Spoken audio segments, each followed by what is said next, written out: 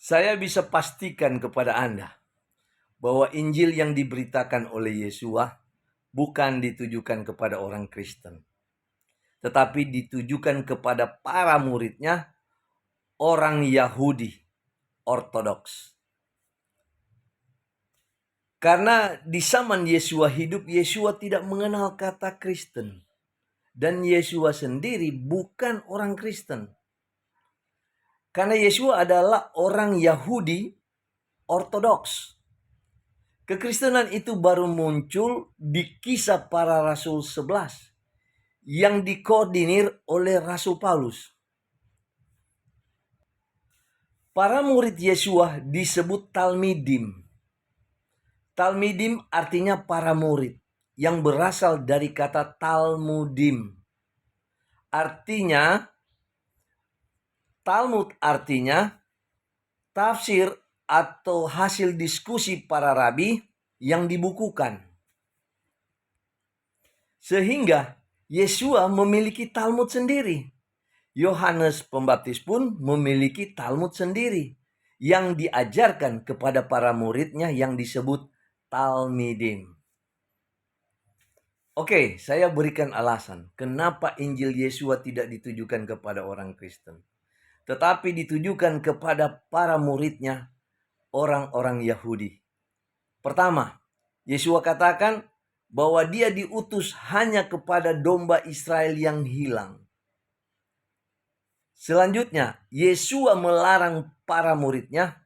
Ketika Yesua mengutus para muridnya, dia melarang. Dia katakan bahwa jangan menyimpangkan Injilnya ke jalan bangsa-bangsa lain. Bahkan ketika Yesua berhadapan dengan seorang perempuan dari Yunani, dari Sirofenisia yang sudah lama tinggal di kota Samaria, Yesua mengatakan anjing kepadanya. Ajaran menganggap orang yang bukan Yahudi anjing itu berasal dari Talmud orang Yahudi. Jadi, ketika Yesua akan terangkat ke langit, Yesua berkatakan, jadikanlah semua bangsa muridku, baptiskan mereka, dan seterusnya. Artinya, jadikanlah semua bangsa Israel muridnya Yesua. Bukan menjadikan bangsa-bangsa yang non-Yahudi, yang tidak bersunat menjadi muridnya Yesua. Jika demikian, bagaimana keselamatan bangsa-bangsa? Sedangkan ada tertulis di dalam kitab Perjanjian Lama bahwa keselamatan juga diberikan kepada bangsa-bangsa. Ini kuncinya.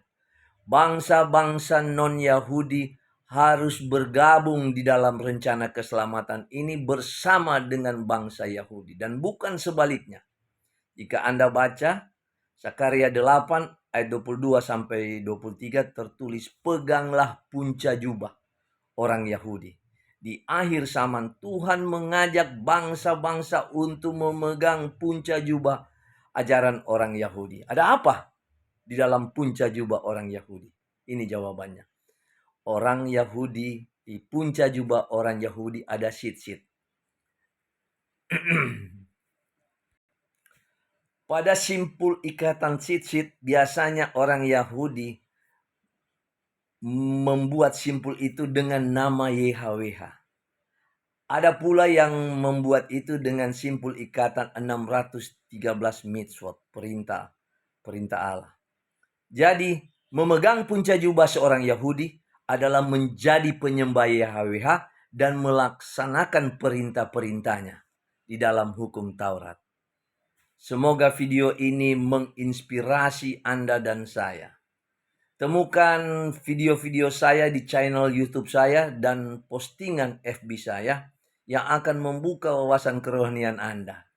Sehingga Anda akan mengerti dan mengetahui doktrin-doktrin yang keliru selama ini, yang setia di dalam kekeliruan. Semoga video ini menginspirasikan Anda dan saya.